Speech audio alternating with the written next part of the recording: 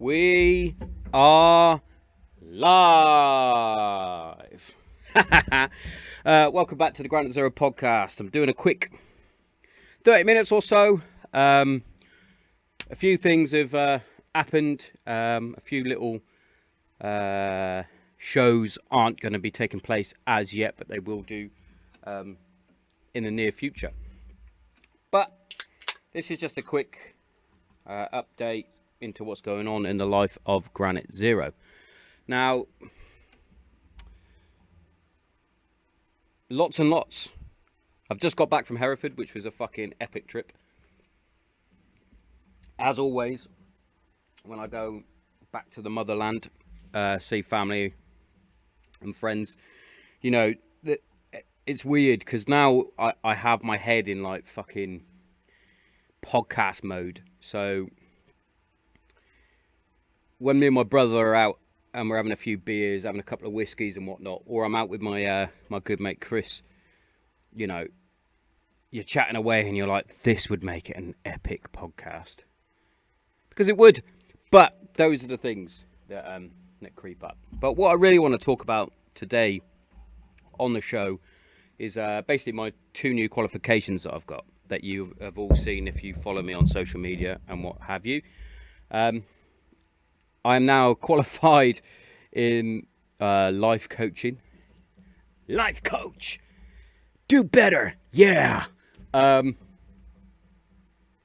one of the qualifications, and it's something that is sort of building me up to something big, hopefully, later on in life or in the near future, etc., etc. The other one is what I'm going to be talking about on today's show, which is the depression awareness. Now, this does not make me a specialist in depression, because that's just mental health. What it does, it helps me understand and relate and help people that are beginning to suffer with mental health issues such as depression, seeing the signs before things take hold, etc., etc., etc.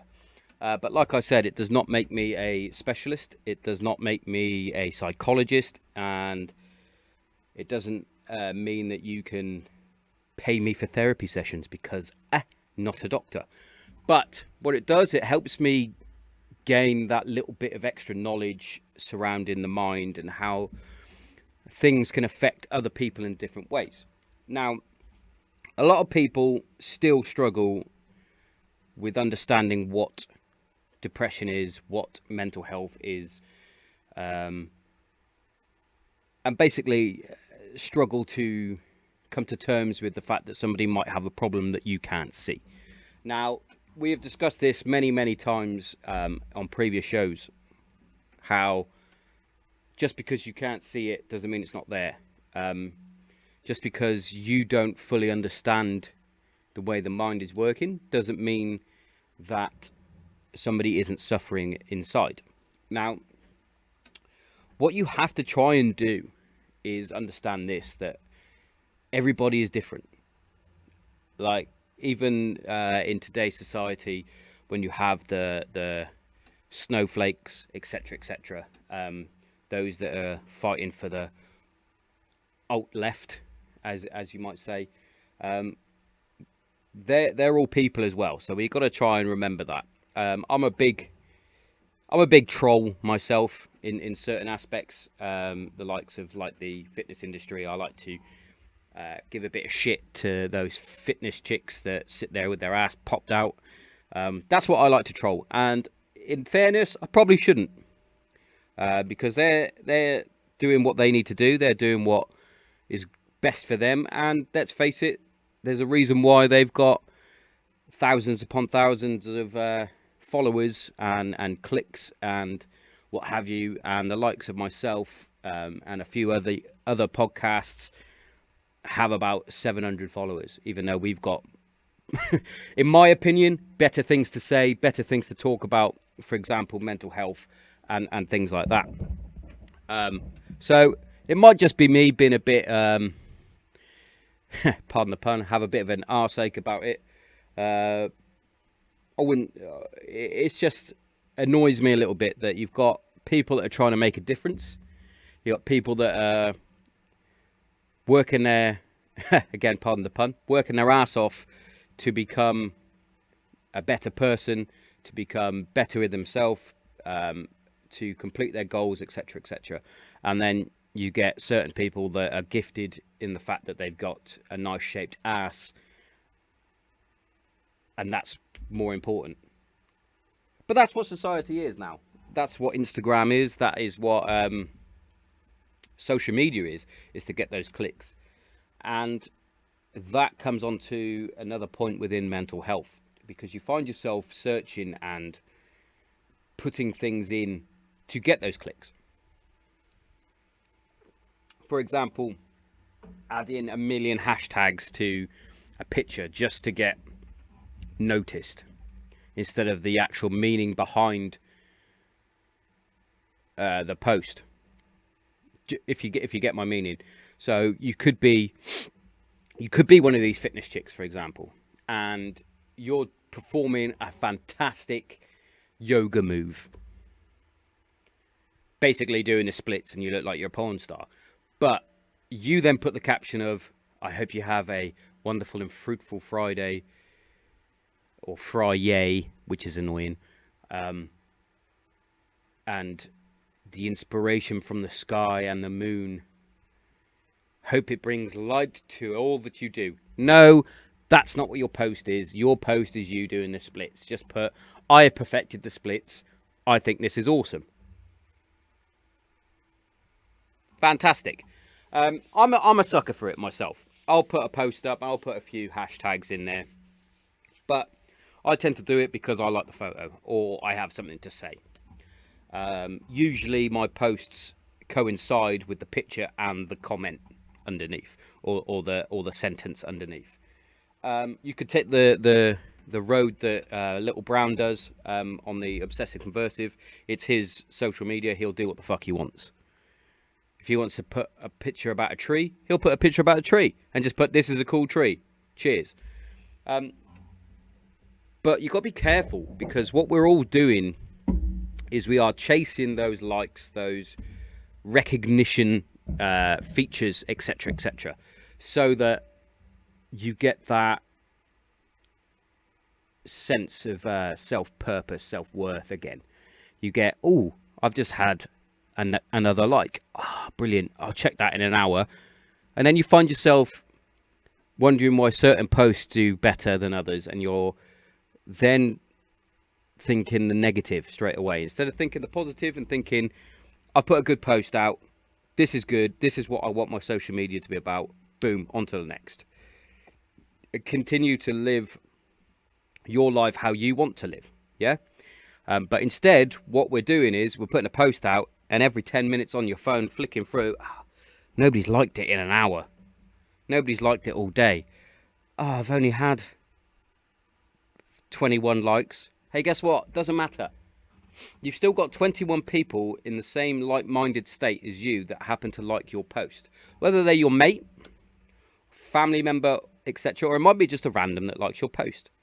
You've still got people that like it. Take it, use it as a positive, on to the next one. And that's what we've got to do. We've got to try and get out of this negative way of thinking. I'm the worst for it. I am. Straight away, I'll think of the negative. I'm getting better. Like today, unfortunately, I had to reschedule another podcast, which is why I'm doing this on my own for the minute. Because they're busy. Previously, I'd be like, "For fuck's sake," and get really upset and think that it's because they don't want to spend time talking to me on the show, etc., etc. But I now know that that's not the case. Some people happen to be busy. It is what it is, and we got to learn from it.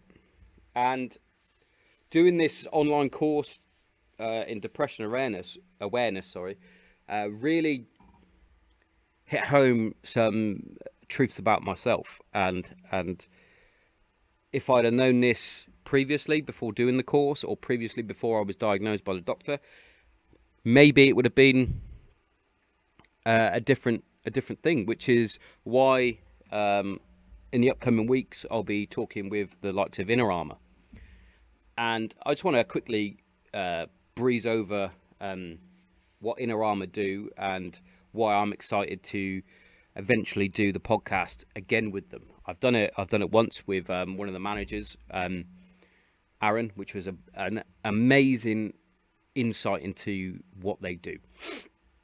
And I think personally, what they do is extraordinary, and why it hasn't been thought of before, and why it still isn't as big as it should be, is mental. Pardon the pun again. Basically, what Inner Armour do is help give you the tools to identify mental health issues before they take hold. Right, and what that means is they give you tools and the ability, when you start seeing the progression of these different mental health issues come into the fray, you will already have the skills and the drills to then help adapt and overcome them before they suck you in and take your life away. For example, they will be going to the likes of the police, ambulance, fire service, and the military. And what they'll do is they'll give you talks, they'll give you demonstrations, they'll help teach you and give you the ability and the skills and the drills to deal with it. And to me, that is a huge thing, especially for the likes of servicemen and women that are about to leave the military. Now, this is another massive thing and a huge thing that goes on to depression and etc. later on in life. And that is, what do you do when you leave the forces or the police or the fire brigade, etc., etc.? Because these men and women have such an important role and have the rest of the nation looking at them constantly. Now, I've said it enough times on the show. I lost my identity when I left the military. I was always Tommo the gunner, or Tommo the RAF Reg gunner, whatever. And I lost that identity. And that's what happens to a lot of other servicemen and women. Because they're so used to people coming up to them and saying, thank you for your service, or if you're a police officer, thank you for your service, fire department, paramedics, even more so now with the likes of the NHS and what have you. When that is taken away, or you have to, or you leave for whatever reason that you fancy that you have to leave for, whether you're discharged, just your time to leave, etc., etc. I think it will be even harder for those that have done 22 plus years. I'm just talking military wise now. I can't really speak firsthand from the other blue light services, but you know, when I was serving, there was flight sergeants, there were sergeants that had done 22 years plus, up to like almost 36 years. That is a huge chunk of your life. That is a massive stake in your career. Yeah. And especially if you started, say, for example, like my old man, he started when he was 17 and a half and he came out when he was 40. Luckily for him, he went on to the prison service, so he had basically a decent transition. Yeah. Those that are leaving tend to only have a certain amount of skills. They only know one thing, and that is to do that job. If you're infantry, that's what you do. Yeah.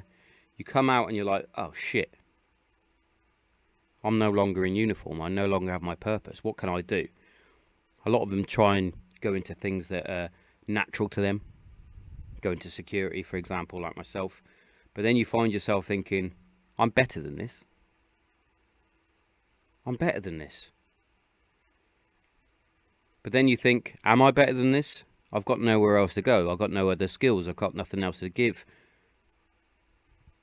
And that's what we have to try and stop. And that's what needs to happen within the resettlement period or transition from military, police, blue light services life into being a civilian.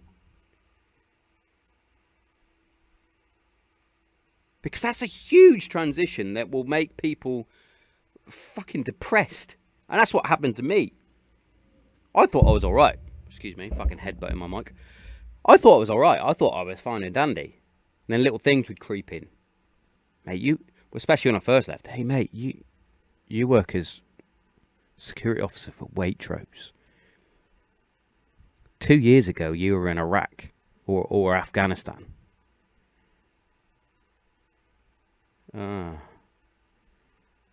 Like 2 years ago, mate, you had people come up to you and thanking you for your service. Now, you get people calling you a dickhead because you're stopping them from leaving because you have to give them a quick search before they leave. Things like that. Like my job now. Even now, I get these moments where I think I'm better than this, and wholeheartedly, I think I am. But there's moments, for example, when you get called into the office for whatever reason and you're told, why haven't you picked up the trolleys? That's because I don't work for Asda. I do the site security for the whole of this area. Where does that say? Mate, come on. And it's just a bit heartbreaking, and you find yourself struggling. And that's where resettlement need to get the grip. They need to literally sit down and talk to you and think long and hard, logically, about your career path after the military. Different things that might crop up that might knock you down a peg. Things that you might want to do to become a better person, to become a more well-rounded person. Someone who might want to employ you because you have these qualifications, that qualification. Instead of going, for me, for example, SAC Thompson, what do you want to do when you leave? I don't really know, but I did force protection, so I guess that I'll do close protection and maybe security afterwards. Do you know what they said? Sounds like a brilliant idea. So me being still quite young and naive and a bit wet behind the ears, I've only ever known the military really.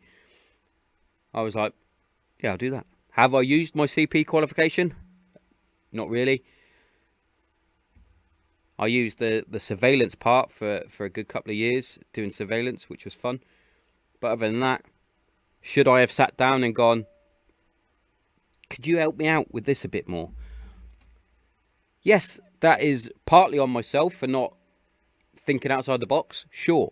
But it's also down to the recruitment, the resettlement team to sit down with you and actually have a conversation and actually say, well, this is what the real world is like out there. You don't have, like, on-call fucking plumbers for your married quarters. You have to book appointments and shit. Do you know what I mean? And they don't sit down with you and go, right,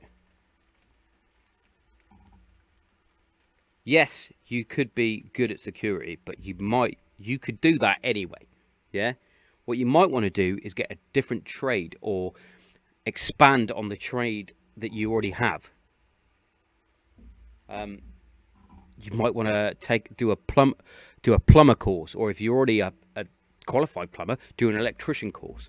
You then make yourself more well-rounded and it's better. And then you're a bit more ready for the world. However, they also need to sit down with you and give you the tools to deal with things that will creep up.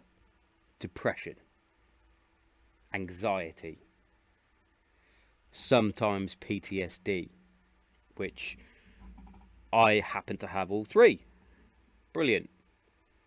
And what a lot of people don't realise as well, that can take hold at any moment.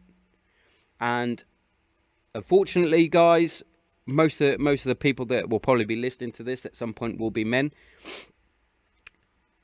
It could affect you, right? And what you will do is you'll try and shrug it off, and you'll go, I'm gonna man up, which is the most load of absolute fucking bollocks I have ever heard. And unfortunately, that's what we'll do. I did it. A lot of my mates did it. And a lot of serving members and a lot of veterans will also go, that's bollocks. You don't have it. You're lying. You're a Walter Mitty. Stop lying about it. You didn't do this. You didn't do that. What you've got to take into account is that everybody's different, like I said at the beginning. Everybody is different. Everybody's brain is different. Everybody's reaction to things are different, right? Something that doesn't affect you will quite possibly affect someone else a lot more. For example, you might witness an RTA and be fine, but a person down, the next person along might really suffer bad from it. Yeah? What we got to then do is not call that person a pussy or an absolute turbo throbbing thunder cunt, etc., etc. What you got to try and do is talk to that person and explain to them that it's all okay. Do you need to talk to me? Do we need to get you to get a counselling? Do we need to do this? Can we help you become not affected by it? Yes, it will take a long time. Yes, of course it will. It's taken me ages. It took me almost 4 years to actually accept I had a problem and not think that everybody's talking shit. You know what I mean? What we got to do is stop with the stigma behind it all. That's the big thing. And the resettlement team need to think long and hard about what they can do to help people transition better from forces life, police life, fire service, paramedic life into civvy street. Because as soon as you become a civvy, that's when nobody really gives a shit. And that's when the problems really take hold. Especially when you think that people don't give a shit about you, right? Because I'm going to tell you now, and here's some facts. People do give a shit about you. You might be the absolute turboist spunk trumpet out there,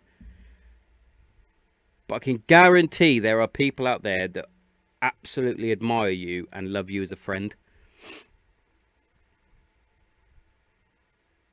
And that's what we got to try and remember, is that people out there care about you. They would rather you moan and cry and shout and scream for hours and hours and hours at them so that it gets you off your chest. They'd rather that than listen to your fucking eulogy. Do you know what I mean?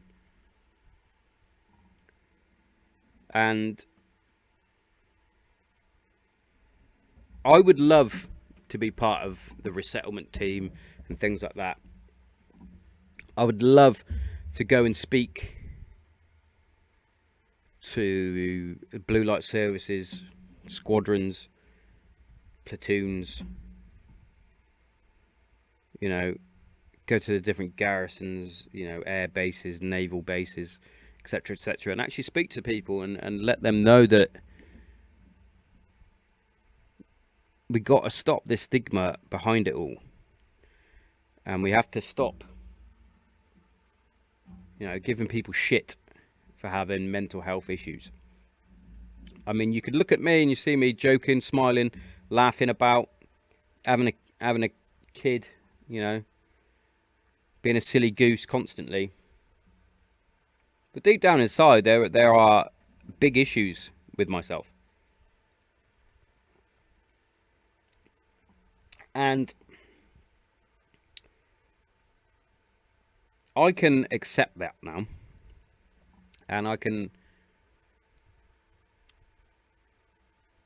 become better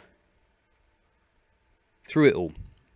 And what I've noticed and what I've found and what I wholeheartedly believe now is that you have to find like-minded people that want the same thing.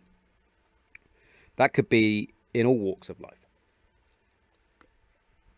That's why, as much as I don't like the way they go about certain ways of training, that's why things like the CrossFit community is so big and so vast, and everybody talks about it and everyone wants it. They love it. Yeah.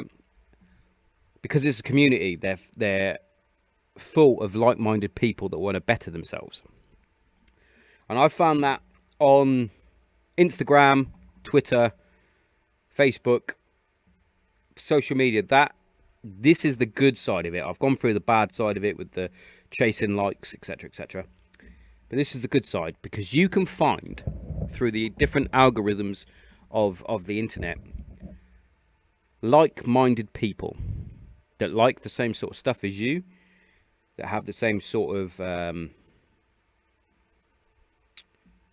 what's the fucking word?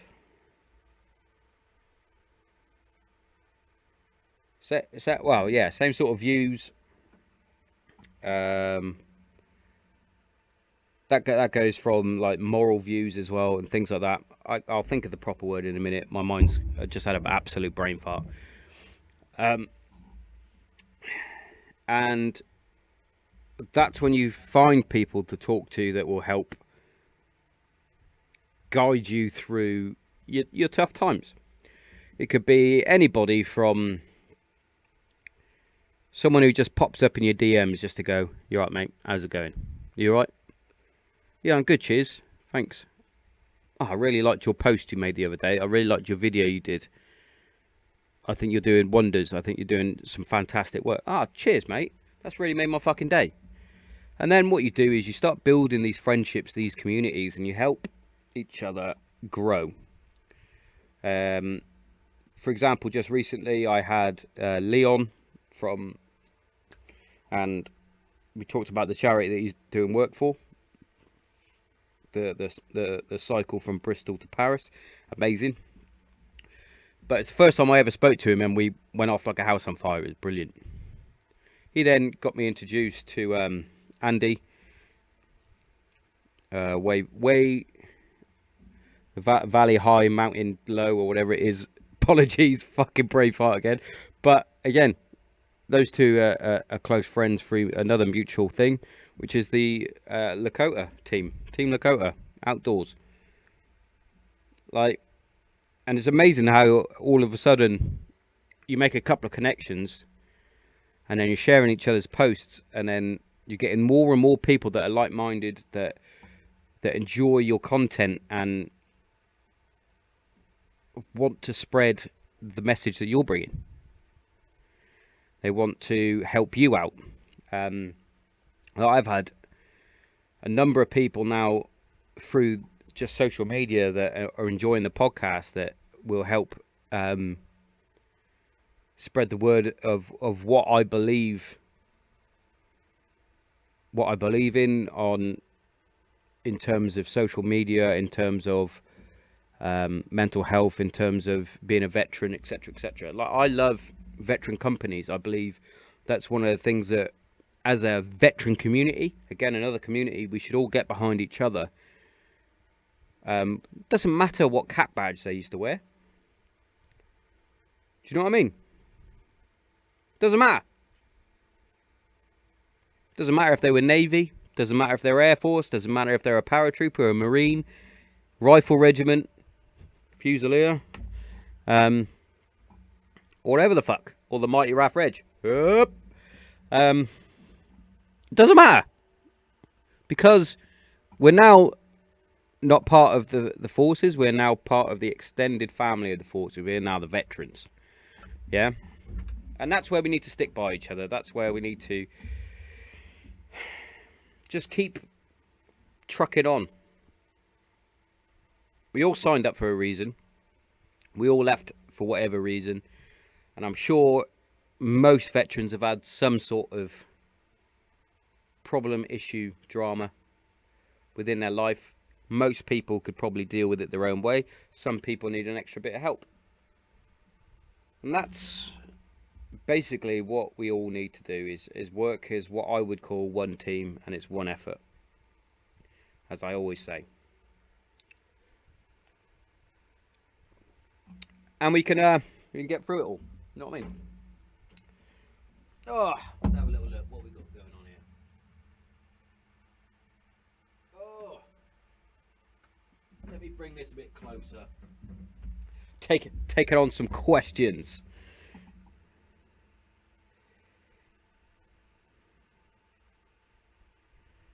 Yeah, nice one, mate. Happy days.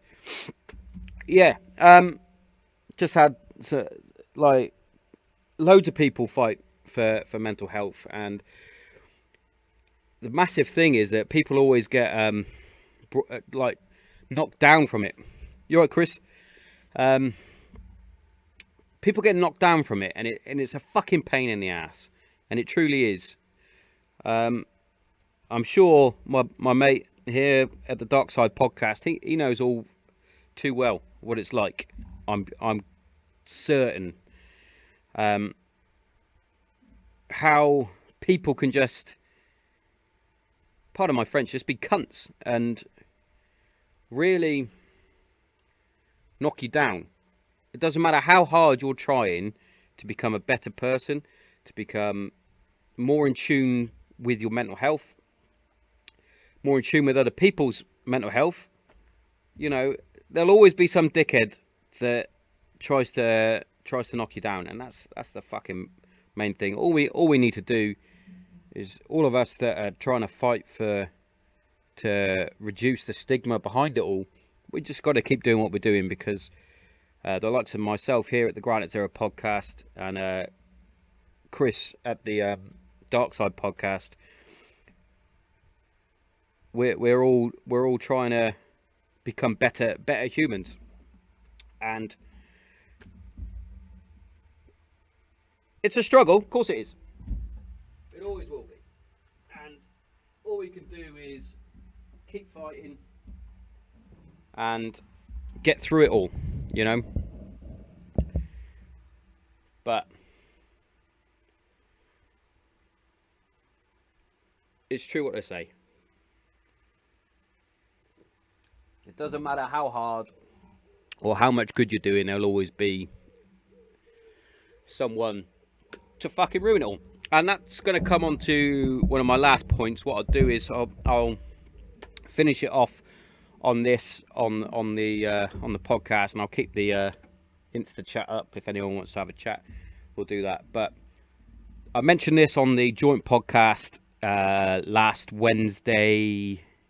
Thursday, sorry, with Little Brown at the Obsessive Converses podcast. We now do a joint podcast on a Wednesday night, Granite Zero and Obsessive Conversive. Pardon me. I have mentioned several times before about how I received a lot of negative feedback at the beginning. What I want to do is take this moment to actually release the statement and put it out there, because it takes a lot of strength to do this, right? And the main person that was giving me the shit for having my mental health problems actually gave me a private message and apologized for how he went about it. He didn't understand in his own way how someone could have it, doing the job that we did, etc., etc. But he eventually apologized, and I want to take this moment just to say that all is forgiven. I'm not one to hold grudges on anything. You know, we've all been there where we haven't understood what was going on. We haven't understood other people's mindset. And that is a huge thing that people have got to realise, that people are all different. But I also understand how much strength that takes to admit when you're wrong and to actually admit to the person that they were wrong and that they apologise. And I accept the apology, of course I do. Like I said, I don't hold grudges, and it is what it is. You know, everybody accepts things in different ways, and a lot of people don't seem to understand it. But that's why I wanted to better myself on certain things. That's why I did the courses that I've done to help broaden my mindset on everything and smash it out. You know what I mean? But yeah, what I'm going to do is I'm going to finish it up on the YouTube version, and I'm going to stick with the Instagram version now and take a few questions and what have you. So, stop that one. Boosh.